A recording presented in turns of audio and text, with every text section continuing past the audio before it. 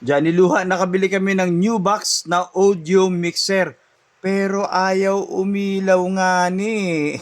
Sira daw yung nabili namin. So, ayan. Ito po yung tinatawag natin na light. So, mas madali po ninyong matandaan. Light indicator or volume level na lang po yan. Okay? So, sabihin na natin ito yung volume level ng left and right or light indicator. So, inulit ko lang para mas madali po ninyo matandaan. At bakit nga ba hindi daw umiilaw to? Sira daw yung nabili kasi gusto nila umiilaw daw yan. So alam nyo po ito, mas maganda nga pong halos wag umilaw. Kasi sinyalis po yon na hindi kayo over volume. Kung halimbawa ang swabing-swabe na yung tunog sa inyo, malakas na, sakto, tapos yung ilaw niya halos pumipitik-pitik lang, abay okay nga yun kasi volume level po yan. Kapag umabot po yan sa dilaw, ibig yung dilaw na yun, nakikita nyo, parang orange na yun, senyalis po yan na sumusobra ka na. O, teka, parang gano'n. Teka. Limit lang. No, maano na ako, sumusobra na ako. Kapag nagpula na yan, delikado na po yan. Okay? So, pag nagpula yan, mas madalas ninyo mararamdaman yung inyong mga audio or speaker ninyo or amplifier ninyo garalgal na. No? Distorted na. Para na punsakad. Ibig sabihin, over volume na kayo. Sumusobra na kayo. Ibig sabihin, kapag yan ay hindi umaabot dun sa dilaw na yan, pero sabi nila, Johnny Lua, okay lang bang umabot sa dilaw? Okay lang pong umabot sa dilaw. Huwag nyo lang halos paaabutin dun sa pula na yan. Abay, sobrang lakas na yan, lalo na po kung mga power amplifier, no?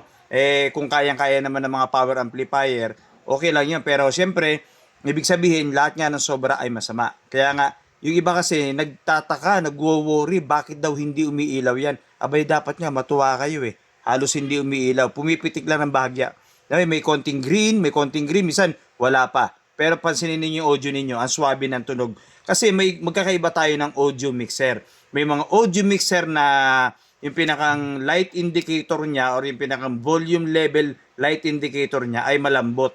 No, parang alam niyo sa mga equalizer, no, yung may mga ilaw na nag-equalize. So ibig sabihin, malambot 'yon. Pero 'yon po ay may mga limiter din. Okay? Ito kasi parang ang dating matigas yung pinakang indicator niya. Parang kailangan itulak mo ng todo bago umangat yan. So anin nyo naman yun. Ito yung senyalis lang naman. At papakinggan ninyo yung audio ninyo, swabing-swabe. At kapag napansin niyo na parang sobrang lakas, garalgal na, pansinin niyo to, namumula na yan. No? Senyalis po yan. Ano? Kaya kung nakabili kayo ng ganitong new box na ating audio mixer na may mga equalizer at sa may mga XLR na output, PL jack at yung pinakang XLR din pwede. Dito kayo magsasaksak ng mga mic, gitara, keyboard, ano pa ba, mga audio source ninyo, Bluetooth, siyempre USB, ayan na rin, equalizer meron na rin.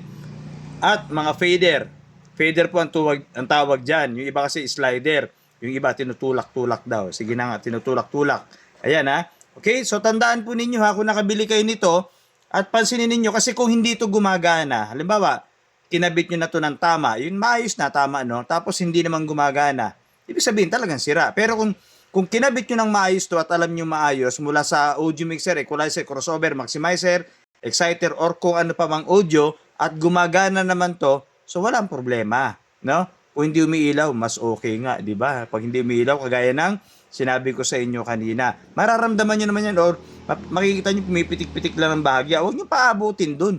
Kasi meron nga mga equalizer na matataas ang pinakang light indicator niya, kaya parang ang gandang tingnan eh. Kasi kada salita gumagana, pumipitik. May mga audio mixer na ganon. Okay, subukan ninyo, may mga audio mixer. Pero ito, para siyang matigas nga, no? Mas okay yun. Okay? So, sa mga naka-order nito, wag na kayong mag-worry ha. Baka mamaya, iniisip nyo sira. Paano naging sira? Napapatunog nyo nga.